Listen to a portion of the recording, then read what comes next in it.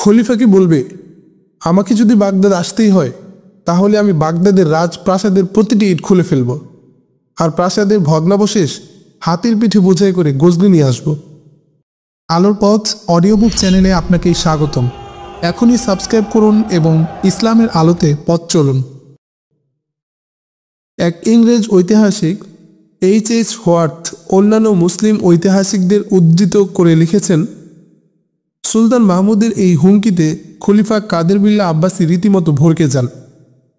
তিনি এমন এক মহান মর্যাদায় অধিষ্ঠিত ছিলেন যে ইচ্ছা করে নিজের পদকে অবলম্বন করে তিনি সুলতান মাহমুদকে ক্ষমা প্রার্থনার নির্দেশ দিতে পারতেন, কিন্তু তার ব্যক্তিগত জীবনাচার এতই কদর্য ছিল যে তিনি নিজ অবস্থানের চেয়ে অত্যন্ত নমনীয়ভাবে সুলতান মাহমুদের ক্ষোভের জবাব দিলেন, যার ফলে সুলতান মাহমুদ সেনাভিযান পরিচালনা করে সমরকন্দকে নিজের শাসনে অন্তর্ভুক্ত করে নিলেন।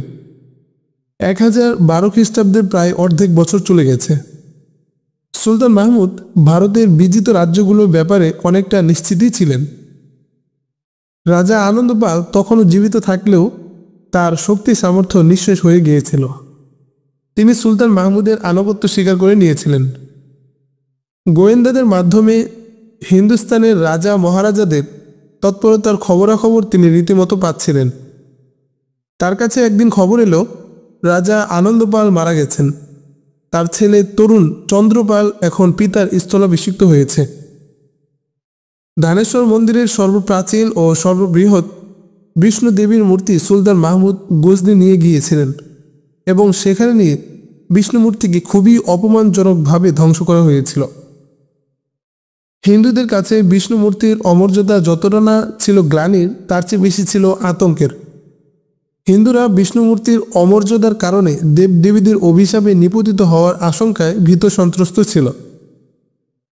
পণ্ডিতরা দেবালয়ে মূর্তির সামনে বসে ভয়ে থরথর করে কাঁপত। তাদের ধারণা ছিল বিষ্ণুমূর্তি পৃথিবীতে মানুষের আগমনের সাথে সাথেই সৃষ্টি হয়েছিল। পৃথিবীর প্রথম মানুষটিও বিষ্ণুমূর্তিকেই পূজা করত। সেই পুরনো দেবমূর্তির এহেন অমর্যাদায় হিন্দুরা গঙ্গার পানিতে নেমে চোখের জলে বুক ভাসিয়ে দেবতার কাছে ক্ষমা প্রার্থনা করত। সাধারণ একটু বাতাস এলে কিংবা আকাশের গর্জন শুনলেই হিন্দুরা দুহাত জোর করে বিড়বিড় করে ভগবানের কাছে ক্ষমা ভিক্ষা চাইত। জয়পালের মৃত্যুর পর আনন্দপাল ক্ষমতায় অধিষ্ঠিত হয়ে বেশ জাঁকজমক নিয়ে কয়েকটি যুদ্ধে সুলতান মাহমুদকে হুমকি দিয়েছিল, কিন্তু প্রত্যেকটি যুদ্ধেই সুলতান মাহমুদের কাছে শোচনীয়ভাবে পরাজিত হয় আনন্দপাল। অবশেষে সে সুলতানের সাথে মৈত্রী চুক্তিতে স্বাক্ষর করে। এরপরও সুলতানকে ফাঁকি দিয়ে জব্দ করার চেষ্টা করে, কিন্তু শেষ পর্যন্ত বশ্যতা স্বীকার করতে বাধ্য হয় আনন্দপাল। ঐতিহাসিকরা লিখেছেন, ক্রমাগত পরাজয়ে আনন্দপাল হতোদ্যম হয়ে পড়েছিল। বিশেষ করে সুলতান মাহমুদ ধানেশ্বর মন্দির কবজা করে নেওয়ার পর এর শোক সইতে না পেরে শয্যাশায়ী হয়ে পড়ে রাজা আনন্দপাল। অবশেষে তার মৃত্যুর পর পুত্র তরুণ চন্দ্রপাল ক্ষমতাসীন হয়। রাজা আনন্দপালের মৃত্যুর খবর শুনে হিন্দুস্তানের ছোট বড় সকল রাজা মহারাজা ও রায়গণ এসে লাহোরে জমায়েত হয় আনন্দপালের শেষকৃত্যানুষ্ঠানে। আনন্দপালের মরদেহ যখন চিতায় জ্বলছিল, তখন কনৌজের রাজা সমবেত হিন্দু শাসকদের উদ্দেশ্যে উচ্চ আওয়াজে বলল, আজ আমরা এমন এক মহান পুরুষের চিতার পাশে দাঁড়িয়েছি, যিনি সারা জীবন মন্দিরের হেফাজতের জন্য মুসলমানদের সাথে যুদ্ধ করে কাটিয়েছেন। হিন্দুস্তানের মধ্যে তিনিই ছিলেন একমাত্র শাসক যিনি নিজের সীমানা পেরিয়ে গিয়ে সুলতান মাহমুদকে চ্যালেঞ্জ করেছেন। আমাদের গাদ্দারি ও কাপুরুষতার কারণে আজ হিন্দুস্তানের ঐতিহাসিক মন্দিরগুলো থেকে মুসলমানদের আজান ধ্বনিত হচ্ছে। আসুন, বীরপুরুষ রাজা আনন্দপালের জ্বলন্ত চিতার সামনে দাঁড়িয়ে আমরা শপথ নিই, আমরা সবাই মিলে মন্দিরের মর্যাদা পুনঃপ্রতিষ্ঠিত করব এবং হৃত মন্দিরগুলো ফিরিয়ে এনে মসজিদগুলোকে মন্দিরে পরিণত করব। আমি এই অঙ্গীকার করছি, বিষ্ণু দেবীর প্রতিশোধ নিব। আমি গজনির প্রতিটি ইট খুলে ফেলব, বলল কনৌজের রাজা। সমবেত প্রত্যেক রাজা মহারাজা ঋষি ও পুরোহিত আনন্দপালের জ্বলন্ত চিতার তপ্ত আগুনের তাপে উত্তপ্ত হয়ে প্রতিজ্ঞা করল, তারা ভারতে ইসলামের ক্রমবর্ধমান বিস্তৃতি লাশের বাদ দিয়ে হলেও রোধ করবে। প্রত্যেকেই শপথ করল তারা মুসলমানদের মসজিদগুলোকে মন্দির, মুসলমানদেরকে হিন্দু এবং গজনিকে মহাভারতের রাজধানীতে রূপান্তরিত করবে। আনন্দপালের উত্তরাধিকারী তরুণ চন্দ্রপাল সমবেত রাজাদের সারিতে দাঁড়িয়ে নীরবে অশ্রু বিসর্জন দিচ্ছিল। রাজকুমার তরুণ চন্দ্রপালেরও এ সমাবেশে কিছু বলা উচিত, তিনিই তো এখন ক্ষমতাসীন রাজা, বলল এক পুরোহিত। শোকতাপ এখন ভুলে যাওয়া উচিত। রাজপুত্ররা অশ্রু নয়, বুকের তাজা রক্ত দিয়ে শোককে শক্তিতে পরিণত করে। যুবক তরুণ চন্দ্রপাল শাড়ি ঠেলে আরো সামনে এগিয়ে এলো। বাবার জ্বলন্ত চিতার দিকে তাকিয়ে সমবেত রাজা মহারাজাদের দিকে চোখ ফিরিয়ে নিয়ে বলল, আপনারা সবাই তো কঠিন সব অঙ্গীকার বাণী উচ্চারণ করলেন, কিন্তু বলুন তো আপনাদের মধ্যে এমন কজন আছেন যিনি কৃত অঙ্গীকার পূরণ করবেন? ইসলামের স্রোতের সামনে লাশের বাদ এতদিন পর্যন্ত কেন আপনারা দিতে পারেননি? মুসলমানরা যখন দানেশ্বরের দিকে যাত্রা করেছিল তখন আপনাদের এই শক্তি ও দাপট কোথায় ছিল? এখানকার মসজিদগুলোকে মন্দির এবং মুসলমানদেরকে হিন্দু বানানো খুব কঠিন কাজ নয়। রাজপুত্ররা রক্তের সাগরে ঝাঁপিয়ে পড়াকে ভয় করে না। আপনারা আমার বাবার খুব প্রশংসা করেছেন, কিন্তু বাবা তার এলাকায় প্রত্যেকটি যুদ্ধ মোকাবেলা করেছেন। আপনাদের মধ্যে অনেকে আমাদের কাছে এজন্য কিছু সৈন্য দিয়েছিলেন যাতে আমরা মুসলমানদেরকে পেশোয়ারে ঠেকিয়ে রাখি। আপনারা কথায় যেমন সাহসিকতা দেখান, কাজে তা সম্পূর্ণ বিপরীত। আপনারা চান সুলতান মাহমুদের অগ্রযাত্রা আমরা এখানেই বাধাগ্রস্ত করে রাখি আর আপনারা নির্বিবাদে রাজত্ব করবেন। মহারাজ, আপনি আসলে কি বলতে চাচ্ছেন? তরুণ চন্দ্রকে জিজ্ঞেস করল এক রাজা। আমি পরিষ্কার বলে দিতে চাই, আমার রাজ্যকে নিরাপদ রাখার জন্য আমি মুসলমানদেরকে বন্ধু হিসেবে বরণ করে নেব। সুলতান মাহমুদ আমার রাজ্যে আক্রমণ করলে আমি মোকাবেলা করব, কিন্তু এখানকার নিরপরাধ মুসলমানদের উপর আমি হাত উঠাবো না, বলল তরুণ চন্দ্রপাল। তাহলে আপনি কি মাহমুদের মিত্র ও আনুগত্য মেনে নিচ্ছেন? প্রশ্ন করল কনৌজের রাজা।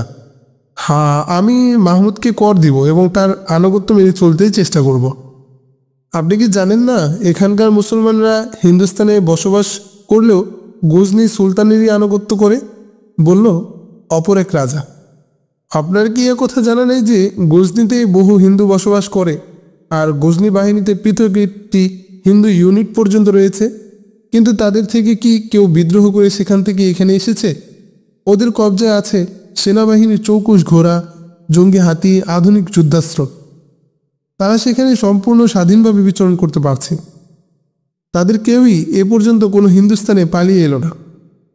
এখানকার সব মুসলমান আমাদের শত্রু নয়, অনেকে আমাদের খুবই বিশ্বস্ত, বলল তরুণ চন্দ্রপাল। হঠাৎ মহিলাদের ভিড় ঠেলে এক সুন্দরী তরুণী রাজা মহারাজাদের সারিতে দাঁড়ানো তরুণ চন্দ্রের পাশে এসে দাঁড়ালো। সে তরুণ চন্দ্রের হাত থেকে তরবারি কেড়ে নিয়ে উঁচিয়ে ধরে বলল, আপনারা সবাই জানেন আমি এই ব্যক্তির স্ত্রী। তাকে বলুন সে আমাকে বাবার জ্বলন্ত চিতায় ফেলে কিংবা এই তরবারি দিয়ে হত্যা করুক। আমি পরিষ্কার ঘোষণা করছি, আমি রাজপুত্রের কন্যা। আমার বাবা মুসলমানদের সাথে যুদ্ধ করে মৃত্যুবরণ করেছেন। আমি আমার ধর্ম অবমাননার প্রতিশোধ নেব, আমার বাবার রক্তের বদলা নেব। আজ থেকে আমি আমার স্বামীর সাথে বৈবাহিক সম্পর্ক ছিন্ন করছি। সে একটা কাপুরুষ। যে ব্যক্তি গজনি সুলতানের বশ্যতা স্বীকার করে নেয় তার সাথে আমার কোনো সম্পর্ক থাকতে পারে না। তরুণচন্দ্র তরুণীর প্রতি ধেয়ে এলো, কিন্তু ততক্ষণে তাদের দুজনের মধ্যে এসে দাঁড়িয়ে গেল আরেক যুবক এবং দ্রুত সে তরুণীর হাতে তরবারি কেড়ে নিল। এই তরুণ ভীমপাল, আনন্দপালের দ্বিতীয় পুত্র এবং তরুণচন্দ্রের ছোট ভাই। ঐতিহাসিকরা তাকে ভীমপাল বাহাদুর নামে উল্লেখ করেছেন। ভীমপাল ছিল খুবই ডানপিঠে ও দুঃসাহসী। ভীমপাল তরুণ পালকে বাধা দিয়ে বলল, খবরদার তরুণ পাল, এখানে এমন কেউ নেই যে তোমার সহযোগিতায় এগিয়ে আসবে। এই মহিলার গায়ে তুমি হাত তুললে তুমি যে আমার ভাই এবং ওর স্বামী আমি সে কথা ভুলে যাব। এখন থেকে আমি হব আমার বাবার সিংহাসনের অধিকারী। বাবার সিংহাসনের সেই স্থলাভিষিক্ত হতে পারে যে তার অপমানের প্রতিশোধ নিতে সক্ষম। ভীমচন্দ্র সমবেত লোকদের দিকে তাকিয়ে তরবারি উঁচিয়ে বলল, আমি যদি গজনী সুলতানের বশ্যতা অস্বীকার করি এবং বিষ্ণুদেবীর অপমানের প্রতিশোধ নেওয়ার অঙ্গীকার করি, তাহলে কি আপনারা আমাকে বাবার সিংহাসনের উত্তরাধিকারী হিসেবে মেনে নেবেন? হ্যাঁ, তুমি মহারাজা জয়পাল ও মহারাজা আনন্দপালের যোগ্য উত্তরসূরি, ঘোষণা করল প্রধান পুরোহিত। এরপরই সমাবেশ থেকে আওয়াজ উঠল, তরুণ চন্দ্রপালকে বসিয়ে দাও, তরুণ চন্দ্রের কাছ থেকে তরবারি ছিনিয়ে নাও। ভীমপাল মহারাজার জয় হোক, ভীমপাল মহারাজার জয় হোক। দেখতে দেখতে ভীমপালের জয়ধ্বনি উচ্চকিত হলো। এর সাথে পাল্লা দিয়ে উঁচু হয়ে উঠল আনন্দপালের চিতার আগুন। চিতার লেলিহান অগ্নিশিখার সাই সাই শব্দ আর ভীমপালের জয়ধ্বনিতে তলিয়ে গেল তরুণ চন্দ্রের বাস্তববাদিতার অস্তিত্ব।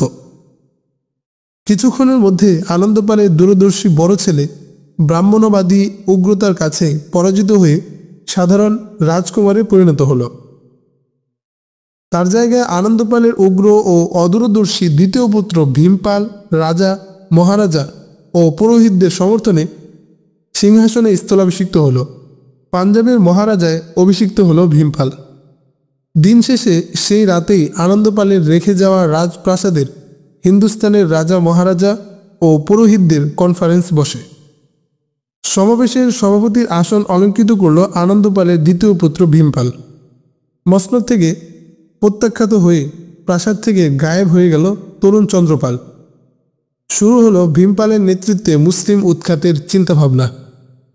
সবচেয়ে প্রবীণ পুরোহিত প্রস্তাব করল, হিন্দুস্তানের সবগুলো মসজিদ গুড়িয়ে দিতে হবে এবং এখানকার মুসলমানদের বাধ্য করা হবে, হয় তারা গজনি চলে যাবে, নয়তো সনাতন ধর্ম গ্রহণ করবে।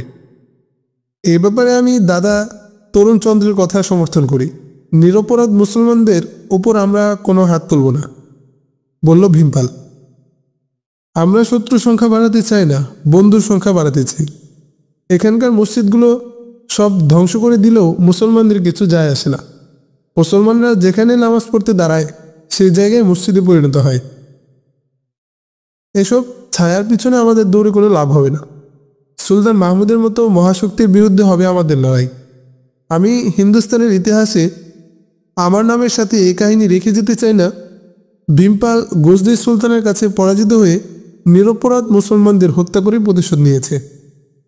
আমাদের সামনে সবচেয়ে বড় সমস্যা হলো, মুসলমানরা শুধু আমাদের মন্দিরগুলো ধ্বংস করে দেয়নি, মন্দির দখল হয়ে যাওয়ার কারণে বিপুল হিন্দু ইসলামের প্রতি আগ্রহী হয়ে উঠছে, বলল এক বিচক্ষণ পুরোহিত। লোকজন দেবদেবীর অভিশাপে ভয় পাচ্ছে, কিন্তু এখনও দেবদেবীদের কোনো অভিশাপে ধ্বংসযজ্ঞ শুরু হয়নি। দেবতাদের অভিশাপ বর্ষণের আগে আমাদেরকে মুসলমানদের বিরুদ্ধে তাণ্ডব হয়ে ঝাঁপিয়ে পড়তে হবে। আমাদেরকে প্রমাণ করতে হবে যে মুসলমানরা যেগুলোকে ভূত বলে সেগুলো আমাদের দেবতা। দেবতাদের অসম্মানকারী কোনো মানুষ বেঁচে থাকার অধিকার রাখে না। যেসব দুর্গ মুসলমানদের দখলে রয়েছে সেগুলো অবরোধ করা হোক, প্রস্তাব করল এক রাজা। কিন্তু সাথে সাথে এই প্রস্তাবের বিরোধিতা করল কয়েকজন। তারা বলল, মুসলিম দখলকৃত কোনো দুর্গ অবরোধ হওয়ার খবর পেলে পূর্ণ শক্তি নিয়ে চলে আসবে মাহমুদ। যে কোনো সামরিক পদক্ষেপের আগে আমাদের প্রস্তুতি নেওয়া দরকার, আর প্রস্তুতির জন্য প্রয়োজন সময়। সময় নিয়ে পূর্ণ প্রস্তুতির পর আমরা ইচ্ছা করলে মাহমুদকে হিন্দুস্তানের কোনো সুবিধামতো এলাকায় টেনে নিয়ে ফাঁদে ফেলা সম্ভব হবে। এ সময়ের মধ্যে বেড়া, মুলতান ও ধানেশ্বর এই সমস্ত এলাকায় যেসব মুসলিম কর্মকর্তা রয়েছে তাদেরকে আমাদের হাত করে নেওয়ার চেষ্টা করা দরকার, যাতে তারা মাহমুদের সহযোগিতা না করে। প্রস্তাব করল ভীমপালের উজির। ভীমপালের উজির ছিল অত্যন্ত অভিজ্ঞ ও বুদ্ধিমান। সে আরও বলল, মুসলমান কর্মকর্তাদের বাগে আনার কৌশল আমাদের জানা আছে। সে কৌশল প্রয়োগ করে আমরা এদের অকার্যকর করে দিতে পারি। মুসলমান কর্মকর্তারা তাদের দায়িত্ব ও কর্তব্যের প্রতি খুবই সতর্ক ও নিষ্ঠাবান, বলল ভীমপাল। তবু আমার মনে হয় আপনার কোনো কৌশল এসব সেনাপতি ও কর্তব্য ব্যক্তিদের বাগে আনতে সফল হবে। উজির স্মিত হেসে বলল, মুসলমানরাও তো মানুষ। সাধারণ মানুষরা অবতার ও পয়গাম্বরের গুণ বিশিষ্ট হয় না। প্রত্যেক মানুষের মধ্যেই একটা দুর্বলতা ও একটা চাহিদা থাকে। যারা এই দুর্বলতা ও চাহিদাকে দমিয়ে রাখতে পারে তারাই হয় মুনি, ঋষি কিংবা পীর বুজুর্গ। আমরা মানুষের মধ্যে থাকা সহজাত দুর্বলতা ও চাহিদাকে উস্কে দিয়ে তাদেরকে সেই উচ্চাসন থেকে নিচে নামিয়ে দিতে পারি। তাদের মধ্যে ভোগবাদের স্বপ্ন জাগিয়ে দিতে পারলে তারা কর্তব্য পরায়ণতা ভুলে যাবে। আমরা ধানেশ্বর থেকে এই কাজ শুরু করতে পারি। রাজা মহারাজাদের কনফারেন্সে আরও সিদ্ধান্ত হলো, এখন থেকে ভারতের সকল রাজা মহারাজা সুলতান মাহমুদের বিরুদ্ধে সম্মিলিত আক্রমণের পূর্ণ প্রস্তুতি শুরু করবে। সেই সাথে মুসলমান সেনাধ্যক্ষ ও কর্মকর্তাদের পক্ষে নিয়ে আসার পূর্ণ চেষ্টাও অব্যাহত থাকবে। এসব ব্যাপারে সিদ্ধান্ত গৃহীত হওয়ার পর আনন্দপালের দ্বিতীয় পুত্রকে সুলতান মাহমুদের কাছে এই বলে বার্তা পাঠানোর কথা বলা হলো যে তিনি আর সুলতান মাহমুদের করদাতা নন। রাজা আনন্দপাল যে মৈত্রী চুক্তি করেছিলেন তা প্রত্যাখ্যান করা হলো। হিন্দুস্তান থেকে ফেরার সময় সুলতান মাহমুদ তার অভিজ্ঞ সেনাধ্যক্ষ আবদুল্লাহ আল তাই, আল তান্তুস এবং আরসালান জায়েবকে সাথে নিয়ে গিয়েছিলেন, কারণ সেখানকার সমস্যা ছিল খুবই কঠিন। হিন্দুস্তানের অভিযানে অনেক অভিজ্ঞ জেনারেল ছিলেন, কিন্তু তারা উল্লেখিত 3 জেনারেলের মতো দূরদর্শী ছিলেন না। সুলতান সেসব সেনাধ্যক্ষকেই বিজিত এলাকার আইন শৃঙ্খলা নিয়ন্ত্রণ সহ সার্বিক প্রশাসনিক দায়িত্বে নিয়োগ করেছিলেন। ধানেশ্বর রাজ্যের সেনাধ্যক্ষ ছিলেন বাহরাম গৌর, আর শহরের গভর্নর প্রশাসক ছিলেন কুতুব গোজাক। কুতুব গোজাক এই প্রথম হিন্দুস্তানে এসেছিলেন। এখানকার প্রতিটি জিনিসই তার মনে বিস্ময় সৃষ্টি করত। তিনি যখন দেখলেন 2টি মেয়েকে 2টি আসনে বসিয়ে সেই আসনগুলোকে মানুষশূন্য করে ফেলা হলো এবং কিছুক্ষণ পর সেই জায়গায় আবার সেই তরুণীদেরকেই গায়েব থেকে হাজির করা হলো, তাতে তিনি খুবই বিস্মিত হলেন। গজনীর নারীরাও রূপ সৌন্দর্য কম ছিল না, কিন্তু তার কাছে হিন্দুস্তানের নারীদের রূপ লাবণ্য দারুণ আকর্ষণীয় মনে হলো। তাকে জানানো হলো হিন্দুস্তান আসলেই কারামত ও জাদুর দেশ। এখানে নির্দিষ্ট করে বলা মুশকিল কোনটা সত্যিকার কারামত আর কোনটা জাদু। কুতুব গোজাকের কাছে সবচেয়ে বেশি আশ্চর্যজনক লাগলো এখানকার লোকজন সাপ পূজা করে এবং নারীরা তাদের দুধ সাপকেও পান করায়। একদিন 7-8 জনের একটি মুসাফির সন্ন্যাসী দল 4-5 জন তরুণী নিয়ে ধানেশ্বর মন্দিরে পূজা দিতে এলো। সন্ন্যাসীদের সবার গলা থেকে পায়ের টাকনো পর্যন্ত সাদা কাপড়ে আবৃত, তরুণীরাও সাদা কাপড়ে আবৃতা, কিন্তু খুব হালকা ওড়না দিয়ে তাদের মাথা ঢাকা। সবকজন তরুণীরই চুল হালকা বাদামি, চোখ নীলাভ, গায়ের রং শ্যামল রাঙা মিশেল। সবার গড়ন ও চালচলন এক ধরনের। পুরুষদের সবারই দাড়ি আছে, তবে মাত্র একজনের দাড়ি সাদা। সন্ধ্যার পর এই অভিযাত্রী দল যখন ধানেশ্বর দুর্গে প্রবেশ করছিল, তখন তাদের সবাইকে দেখে অতি ধর্মপরায়ণ, সাধু সন্ন্যাসী ও সংসার বৈরাগী মনে হচ্ছিল। তারা দুর্গের ফটকে এসে দুর্গপতির সাথে সাক্ষাতের আবেদন করল। তারা আবেদনে জানালো তাদের সাথে কয়েকজন তরুণী আছে, এজন্য তারা সরাইখানায় থাকতে ভয় পাচ্ছে। তারা দুর্গপতির সাথে সাক্ষাৎ করে একটা নিরাপদ জায়গায় রাত্রি যাপনের অনুমতি চায়। তাদের আবেদন মানবিক বিবেচনা করে দুর্গপতির সাথে সাক্ষাতের অনুমতি দেওয়া হলো। মুসাফির দল দুর্গপতির কাছে যেতে দেখে সেনাধ্যক্ষ বাহরাম ও তার ডেপুটিও তাদের দেখার জন্য দুর্গপতির দফতরের দিকে রওনা হলেন। এই লোকগুলোর পোশাক পরিচ্ছদ তেমন আশ্চর্যজনক ছিল না। আশ্চর্যের বিষয় ছিল এই দলের পুরুষরা যেমন ছিল সুন্দর, তার চেয়েও বেশি সুন্দর ছিল তরুণীরা। তবে সবচেয়ে বিস্ময়কর ছিল পুরুষদের মধ্যে সাদা দাড়িওয়ালা লোকটির গলায় একটি সাপ পেঁচানো ছিল। সাপটি ফনা তুলে কখনো লোকটির মাথার উপর, কখনো চেহারায় উকিঝুঁকি মারছিল। পুরুষদের সবার কাছেই ছিল একটি করে সুন্দর লাঠি। প্রত্যেক লাঠির মাথায় ছিল একটি করে ফনাদার সাপের মূর্তি। তরুণীদের গলায় সুন্দর কারুকার্যময় সুতার তৈরি দড়ি পেঁচানো ছিল। সেসব দড়িতে ছোট ছোট ঘুঙ্গুর বাঁধা ছিল। তরুণীদের হাঁটার তালে তালে ছোট ঘুঙ্গুরগুলো এক ধরনের বাজনা সৃষ্টি করছিল, যেন কোনো ঝর্ণা পানি পাথরে আঘাত খেয়ে খেয়ে নিচের দিকে গড়িয়ে পড়ছে। দুর্গশাসক কুতুব গোজাক অভিযাত্রী দলকে সসম্মানে বসালেন, কারণ তাদের পোশাক পরিচ্ছদ দেখে তার কাছে সম্মানী শ্রেণীর লোক মনে হচ্ছিল। আমরা আপনার কাছে আসবার সাহস করতাম না, কিন্তু আমরা জানতে পেরেছি আপনি একটি ভ্রান্ত ধর্মের বিরোধী। বাতিল নির্মূলে আপনাদের প্রয়াসের জন্য আমরা আপনাদের ধন্যবাদ জানাচ্ছি। আপনি নিশ্চয়ই অনেক বড় মাপের ও অভিজাত বংশের লোক, বলল সাদা দাড়িওয়ালা সন্ন্যাসী। আপনাদের ধর্ম কি? সেনাধ্যক্ষ বাহরাম জিজ্ঞেস করলেন। আমরা সাপের পূজারী, বলল সাদা দাড়িওয়ালা। অবশ্য সাপের পূজা করলেও আমরা এক আল্লাহতে বিশ্বাস করি। আমার পূর্বপুরুষ ছিলেন সেই সব লোক যারা বাদশাহ সিকান্দারের সাথে মহাভারতে এসেছিলেন। তাদের সম্পর্কে এই জনশ্রুতি আছে যে তারা একটি বিশাল নাগকে খোঁজ করতেন, যে নাগের দেখা তারা ভারতের বাইরে কোথাও পাননি। কিন্তু হিন্দুস্তানে এসে তারা কাঙ্ক্ষিত নাগের দেখা পান। ফলে তারা সিকান্দারের সেনাবাহিনী থেকে বিচ্ছিন্ন হয়ে পড়েন এবং শীর্ষ নাগের পিছনে দৌড়াতে থাকেন।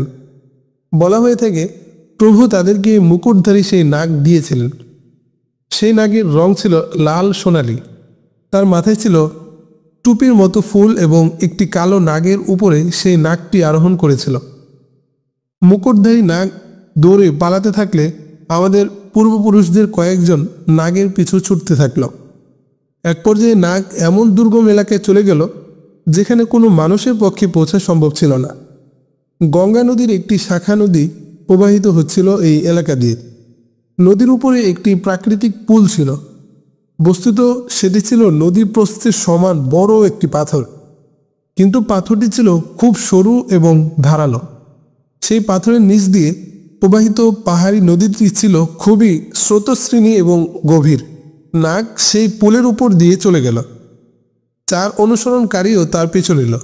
তন্মধ্যে 2 জন পা পিছলে পড়ে গেলে তারা খরস্রোতা নদীর স্রোতে ভেসে গেল, আর 2 জন তীরে পৌঁছতে সক্ষম হলো। নদীর এপাটে ছিল নাগদের বসতি, খুবই সুন্দর ও মনোমুগ্ধকর এলাকা। আমাদের 2 পূর্বপুরুষ সেখানে পরবর্তীতে বসতি স্থাপন করেন। সেখান থেকে এসেছি আমরা। সাপদের সাথেই আমাদের বসবাস। সাপই আমাদের ধ্যান জ্ঞান। সাপকে কি আপনারা উপাস্য মনে করেন? জিজ্ঞেস করলেন প্রশাসক। না, আমরা প্রভুকেই প্রভু মানি, কিন্তু সাপকে আমরা এজন্য পূজা করি যে এই সাপ আমাদের ও প্রভুর মধ্যে সেতু বন্ধনের কাজ করে।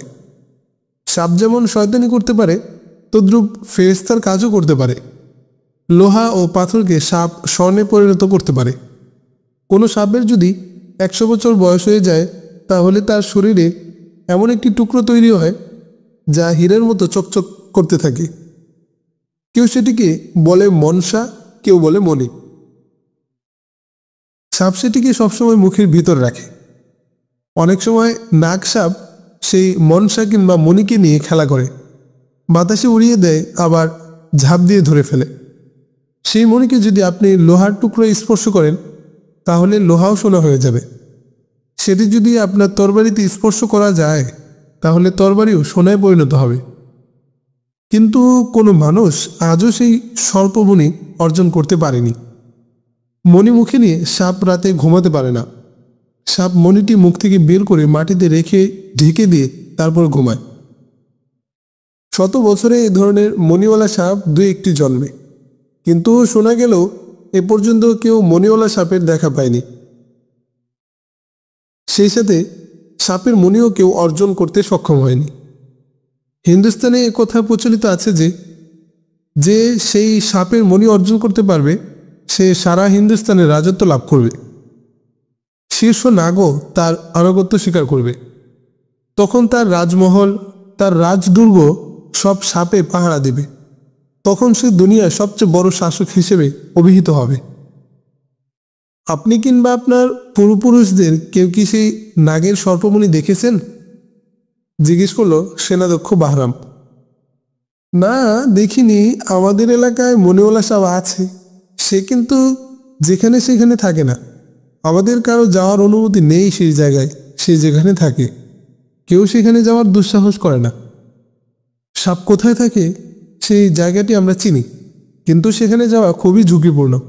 আমাদেরকে বলা হয়েছে ওখানে বিক্ষিপ্তভাবে স্বর্ণ পড়ে রয়েছে, হীরা মতি পান্নার স্তূপ সেখানে। আমাদের পুরোহিত বলেছেন ওখানকার মেয়েদেরকে দেখে কেউ বিশ্বাসই করবে না এরা মর্তের কোনো মানুষ। সেই সব সুন্দরী রমণীদের কথা জগতের অনেকেই জানে, কিন্তু তারা বিশ্বাস করে ওখানকার রমণীরা নাগিনী, মানুষ নয়। আসলে সে কথা ঠিক নয়। আসলে এরা আমাদেরই বংশজাত, কিন্তু এরা অত্যধিক সুন্দরী হলেও খুবই দুর্ভাগা।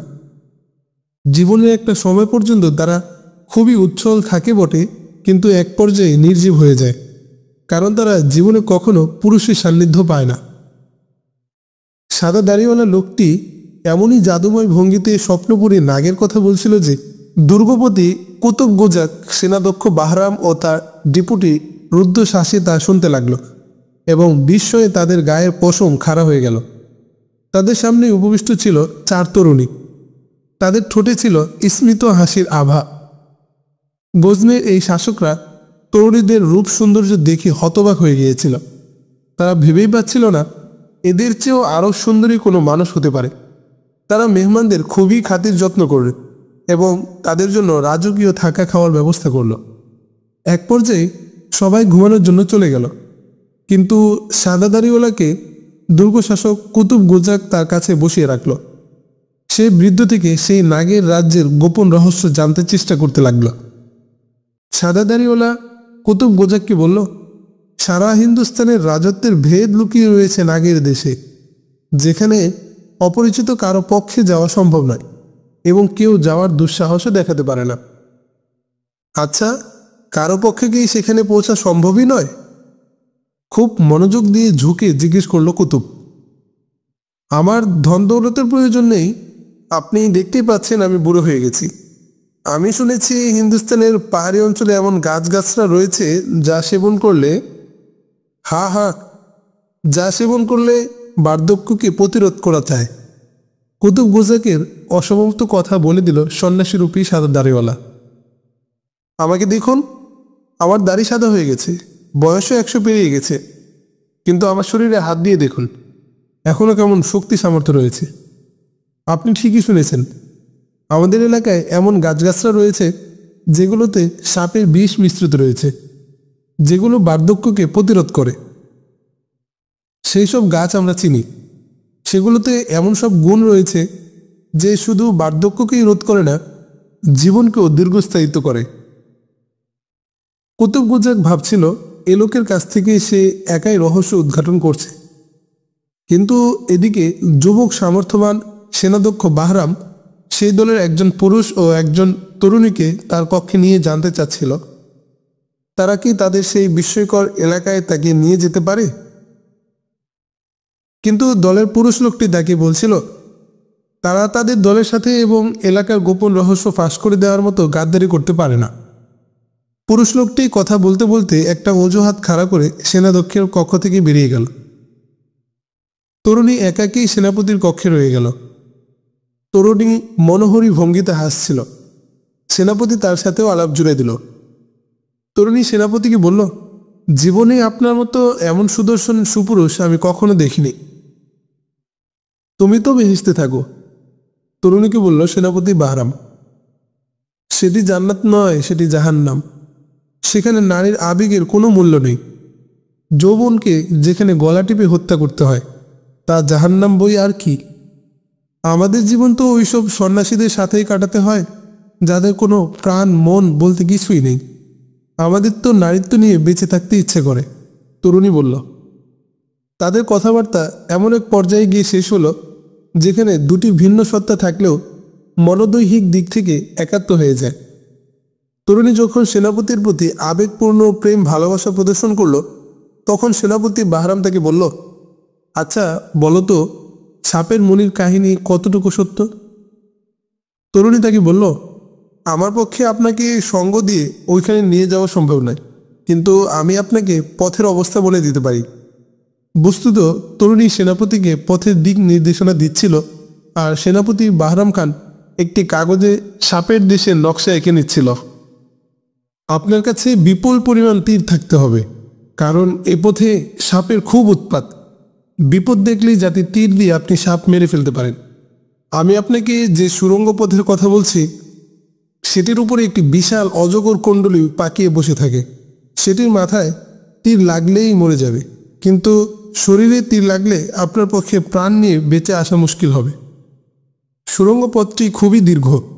আপনি সেটি অতিক্রম করলে একটি সুন্দর ঝর্ণা দেখতে পাবেন। সেই ঝর্ণার তীরেই আপনি ওই সাপের দেখা পাবেন। সেখানে সর্পরাজ মণি নিয়ে খেলা করতে থাকে। সেটি আপনি তীর দিয়ে মেরে ফেললেই মণি আপনার হাতের মুঠোয় এসে যাবে। তখন তোমাকে আমি কোথায় পাবো? আমাকে পেয়ে যাবেন, চোখে চোখ রেখে ভুবনমোহিনী হাসি দিয়ে বলল তরুণী। পরদিন প্রত্যুষেই নাগেশ্বরের কাহিনী রচনাকারী সন্ন্যাসী দল ধানেশ্বর দুর্গ থেকে চলে গেল। তারা রেখে গেল নাগরাজ্যের বিস্ময়কর আখ্যান। সকালে কুতুব গুজাক তার একান্ত নিরাপত্তা রক্ষীদের থেকে দু একজনকে ডেকে পাঠালেন। এই দুজন ছিল তার দৃষ্টিতে সবচেয়ে বিশ্বস্ত এবং দুঃসাহসী বীর যোদ্ধা। তাদের ডাকে তিনি বললেন, শোনো, শাসক হিসাবে আমি তোমাদের ডেকে পাঠাইনি, একান্ত বিশ্বস্ত বন্ধু হিসেবে তোমাদের ডেকেছি আমি। তোমরা যদি আমাকে একটি কাজ করে দিতে পারো তাহলে তোমাদেরকে আমি পদোন্নতি দিয়ে গজনি পাঠিয়ে দেব, আর তোমরা যদি সেনাবাহিনী থেকে অবসর নিতে চাও তাহলে অবসর দিয়ে দেব। তবে তোমাদেরকে এখান থেকে বিদায় করার সময় এমন সোনাদানা করি দিয়ে দিব যে তোমাদের 7 পুরুষ সুখে শান্তিতে আরামায়েশে জীবন কাটাতে পারবে। তবে শর্ত হলো, তোমাদেরকে আমি এমন এক জায়গায় পাঠাচ্ছি যেখানকার রহস্যের কথা পৃথিবীর কাউকে জানাতে পারবে না। আমি তোমাদেরকে বিশেষ এক পোশাকে একটি বিশেষ জায়গায় পাঠাবো। উভয়ই প্রতিশ্রুতি দিল তারা তাদের মিশনের খবর কাউকে জানাবে না। কুতুব গোজাক তাদের সামনে একটি চিত্র রেখে তাদের গতিবিধি এবং গতিপথ বোঝাতে লাগল। সৈন্য দুজন যতই রাস্তার ভয়াবহতার কথা শুনতে লাগলো, বিস্ময় ও আশ্চর্যে তাদের চেহারা ফ্যাকাশে হতে লাগলো। গতরাতে সাদা চাদর পরিহিত সন্ন্যাসীরূপী একদল মুসাফিরকে আমার দপ্তরে হয়তো তোমরা আসতে দেখেছ। ওই পথ দিয়ে পাহাড়ি নদী অতিক্রম করলেই সেই দলের সাদা দাড়িওয়ালা লোকটির দেখা পাবে তোমরা। তাকে পেয়ে গেলে তোমাদের কাজ সহজ হয়ে যাবে। সে তোমাদেরকে একটি গাছের শিকড় এবং প্রচুর সোনাদানা দেবে। সেগুলো নিয়ে তোমরা সোজা আমার কাছে চলে আসবে। গাছের শিকড়টা আমাকে দিয়ে দিবে আর সোনাদানা তোমরা নিয়ে নেবে। সেই গাছের শিকড়টি কেমন জানতে চাইল এক সৈনিক। সেটি এমন এক গাছের শিকড়, তা খেতে পারলে তুমি 100 বছরেরও বেশি বাঁচতে পারবে এবং মৃত্যু পর্যন্ত শরীর থাকবে শক্ত সামর্থ্য, টকবগে যুবকের মতো। সৈনিক দুজন এই কথা শুনে পরস্পর চোখাচোখি করল। ভাবখানা এমন যে সোনাদানার চেয়ে এই শিকড়ের প্রতিই তাদের বেশি আগ্রহ। আমার নিজেরই যাওয়ার কথা ছিল, সেই সন্ন্যাসী আমাকেই যেতে বলেছিল, কিন্তু তোমরা তো জানো দুর্গ শাসকের পক্ষে এত দীর্ঘ সময় দুর্গের বাইরে থাকা উচিত নয়। কিন্তু আমার এই ক্ষমতা আছে, তোমাদের দুজনকে যত সময়ের জন্য ইচ্ছা বাইরে পাঠাতে পারি। গতরাতে সেনাপতির কক্ষে তরুণী যখন নাগের দেশে যাওয়ার পথের কথা বলছিল, তখন সাদা দাড়িওয়ালা সন্ন্যাসীরূপী লোকটি দুর্গ শাসককে পথ নির্দেশ দিচ্ছিল এবং তাকে সশরীরে যাওয়ার প্রস্তাব করছিল। সাদা দাড়িওয়ালা কুতুব গোজাককে একথাও বলেছিল, আপনি আমাকে যে ইজ্জত ও সম্মান করেছেন, এর পরিবর্তে আপনাকেও চির যুবক থাকার ঔষধ ও সোনাদানা উপঢৌকন দেব। সর্পনাগের পূজারীরা চলে যাওয়ার পর সেনাপতি বাহরাম তার ডিপুটিকে বলল, তুমি যদি না যাও তবে আমি নিজেই যাব। আমরা দুজনের মধ্যে যে কোনো একজন বাইরে থাকলেও একথা বলা যাবে যে বাইরে সেনা চৌকিগুলো দেখার জন্য গেছে। মেয়েটি আমাকে পথ বলে দিয়েছে। তুমি ভাবতে পারো, আমরা যদি সেখানে যেতে পারি তাহলে আমাদের অবস্থান কোথা থেকে কোথায় চলে যাবে। এ কাজে আমাদের পারস্পরিক সহযোগিতা দরকার। হয় তুমি যাও, নয়তো আমি যাব। 4-5 জন চৌকস সৈন্য সাথে নিতে হবে। মাননীয় সেনাপতি, আপনি কি দৃঢ় বিশ্বাস করে ফেলেছেন যে ওই লোকটি যা বলেছে তা সর্বৈব সত্য? সন্দেহ প্রকাশ করল ডেপুটি সেনাপতি। আপনি কি ভেবেছেন মেয়েটি এমন কঠিন রহস্যের কথা কেন আপনার কাছে প্রকাশ করে দিল? হ্যাঁ, ভেবেছি। ভেদ বলে দেওয়ার কারণ হলো, আমাকে দেখে তার এতটাই ভালো লেগেছে যে নিজের উপর তার নিয়ন্ত্রণ নেই। সে আমাকে পাওয়ার জন্য আত্মভোলা হয়ে গেছে।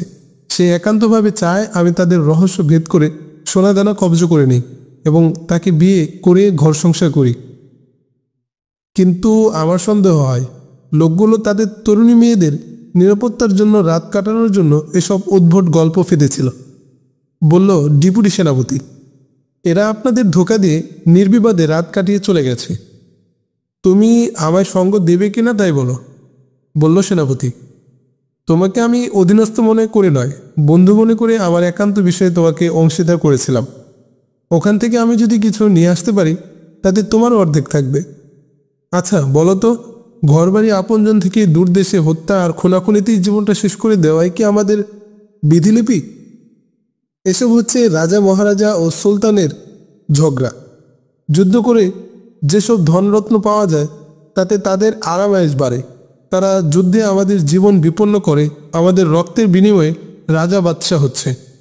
মৃত্যু বিভীষিকা থেকে নিজের জীবনটাকে উদ্ধার করে কিছুটা আরামায়েশ করার অধিকার কি আমাদের থাকতে পারে না? সেনাপতি বাহরাম যখন তরুণীদের রূপ সৌন্দর্যের কথা শুরু করল তখন ডেপুটি সেনাপতিরও চোখ চমকে উঠল। সেনাপতি ডেপুটিকে বলল, তুমি চিন্তা করো না, তুমি না গেলে আমিই যাব। আমি হয়তো আমার জীবনকে ঝুঁকিতে ফেলে দিচ্ছি। আমার অনুপস্থিতিতে তোমার প্রধান কাজ হবে আমার অনুপস্থিতির কারণ গোপন রাখা। তুমি আমার অনুপস্থিতির ব্যাপারে বলবে দূরে অবস্থিত আমাদের বিভিন্ন সেনা চৌকিগুলো পরিদর্শন করে সেগুলো আরও কার্যকর করার জন্য আমি পরিদর্শনে বেরিয়েছি। প্রশাসক আমার এ কাজে কোনো বাধা দেবে না। তোমার দ্বিতীয় কাজ হবে, দৃশ্যত আমাদের উপর আক্রমণ হওয়ার আশঙ্কা নেই, তবুও নিশ্চিন্তে থাকা উচিত নয়, কারণ আমরা শত্রু বেষ্টিত অবস্থায় রয়েছি। শত্রু থেকে কখনো নিশ্চিত হওয়া যায় না। যদি কোনো কারণে শত্রুরা দুর্গ আক্রমণ করে তাহলে দুর্গ রক্ষার জন্য তুমি জীবন বাজি রাখবে। তাহলে সৈন্যরা আর আমার অনুপস্থিতির ঘাটতি অনুভব করবে না। ডেপুটি সেনাপতি বাহরামের প্ররোচনায় সায় দিয়ে দিল। সে এই গোপন রহস্য গোপন রাখার প্রতিশ্রুতি ব্যক্ত করল। তার সামনে এখন সমস্যা হয়ে দেখা দিল সেনাপতির কজন সহচর নির্বাচন।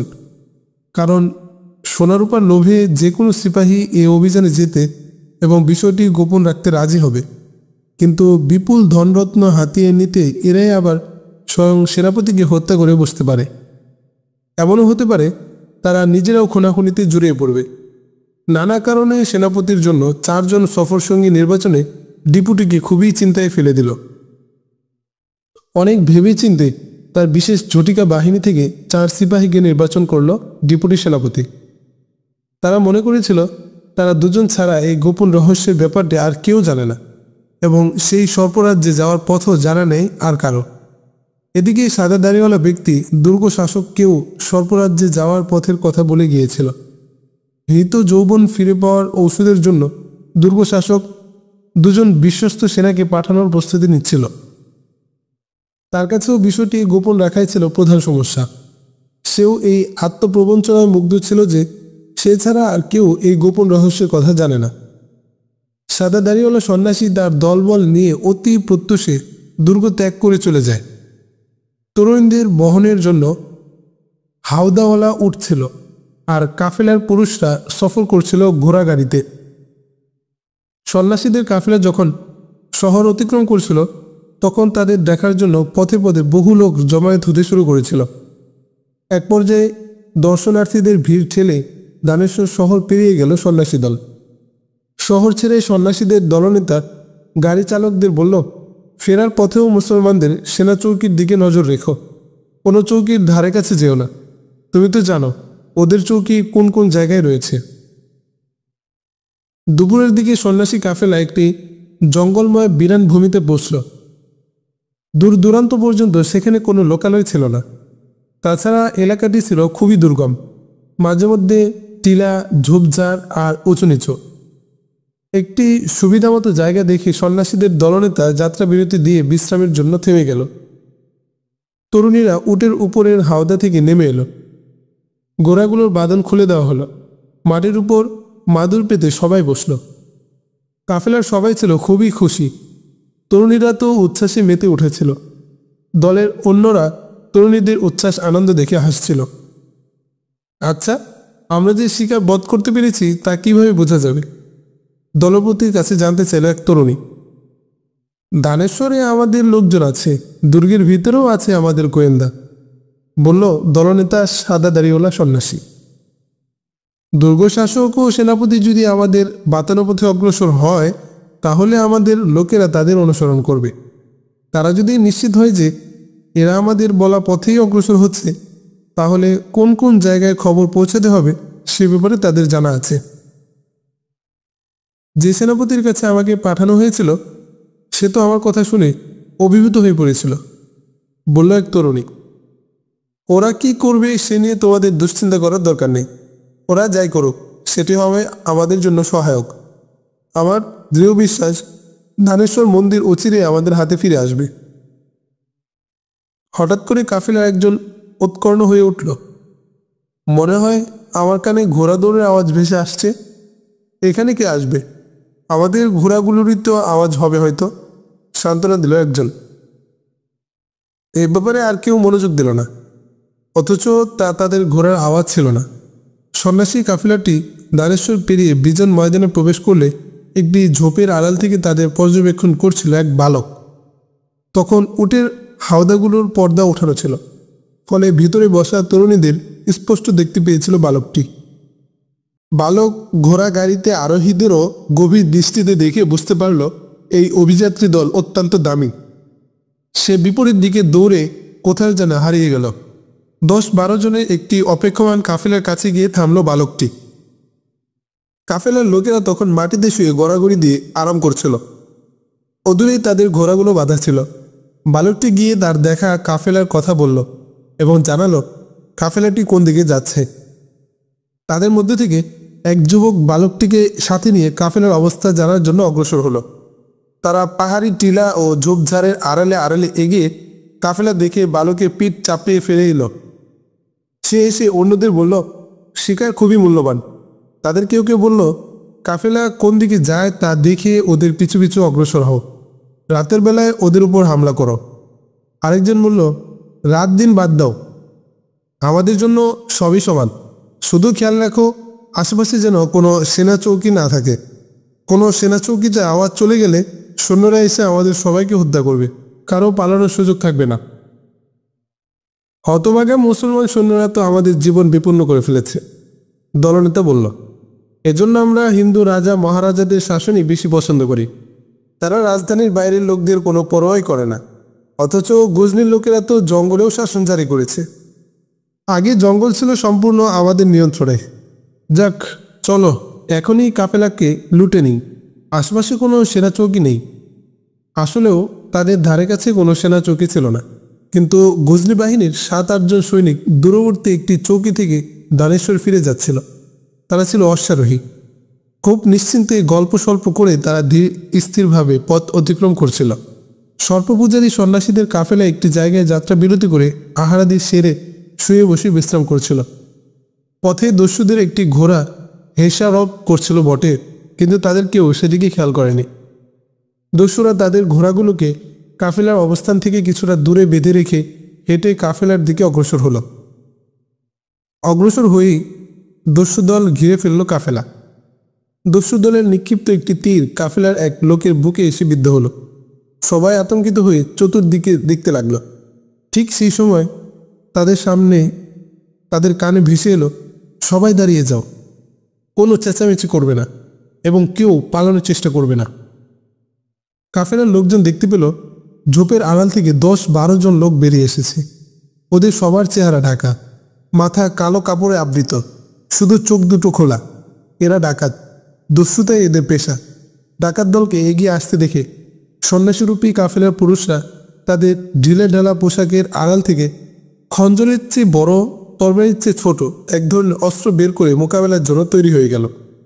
ডাকাত দল যাদের পোশাক পরিচ্ছদ দেখে সন্ন্যাসী মনে করেছিল, মুহূর্তের মধ্যে তাদের কায়া বদলে গেল। তারা এখন তরবারি নিয়ে রীতিমতো ডাকাত দলের মোকাবেলায় দাঁড়িয়ে গেল। সন্ন্যাসীরা 2 তরুণীকে আগলে রেখে মোকাবেলা করছিল, আর ডাকাত দল তাদের বেষ্টনী ভেঙে তরুণীদের কবজা করার চেষ্টা করছিল। সন্ন্যাসীরূপী এই লোকগুলোকে ধমক দিয়েই কাবু করে ফেলবে, কিন্তু অল্পক্ষণের মধ্যেই তাদের ধারণা ভুল প্রমাণিত হলো। তারা মনে করেছিল ধমকি দিয়েই সন্ন্যাসীদের কাছ থেকে সবকিছু কেড়ে নিবে এবং সুন্দরীর তরুণীদের অপহরণ করে নিয়ে যাবে, কিন্তু তাদেরকে কঠোর প্রতিরোধের মুখোমুখি হতে হলো। সন্ন্যাসীরূপী লোকগুলো নিয়মিত সৈন্যের মতো লড়াইয়ে প্রবৃত্ত হলো।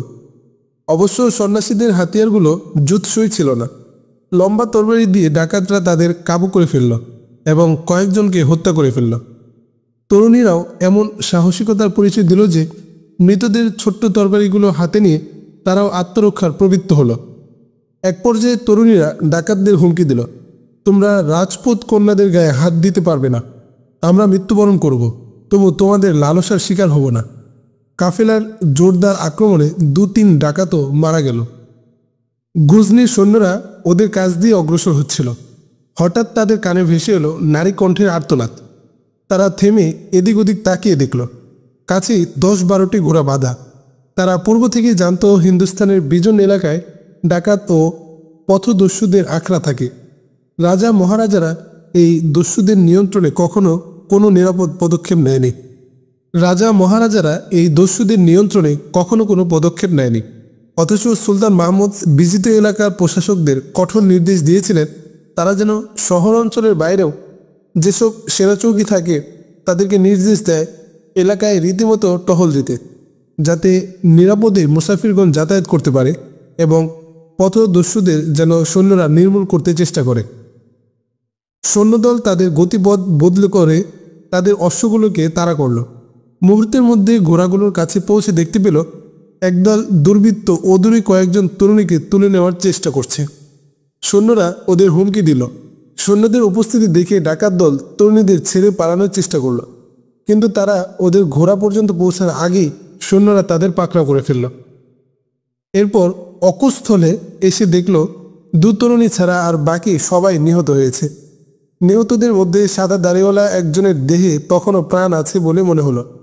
সৈন্যরা তার চেহারায় পানির ঝাপটা দিয়ে তাকে ঘোড়া গাড়িতে তুলে নিল আর তরুণীদের অভয় দিয়ে বলল, তোমাদের আর কোনো ভয় নেই, তোমরা নিশ্চিত হতে পারো। ধৃত ডাকাতদের হাত পা বেঁধে ওদের ঘোড়ার সাথেই হেঁটে যেতে বাধ্য করল। তরুণী দুজনকে একটি ঘোড়া গাড়িতে সওয়ার হতে অনুরোধ করল। অতঃপর সবাই রওনা হলো ধানেশ্বরের পথে। ধন্যবাদ আলোর পথ অডিও বুক চ্যানেলটি দেখার জন্য। ইসলামী শিক্ষা আরও গভীরভাবে জানতে এবং আপনার জীবনকে সঠিক পথে পরিচালিত করতে এখনই সাবস্ক্রাইব করুন আলোর পথ অডিও বুক।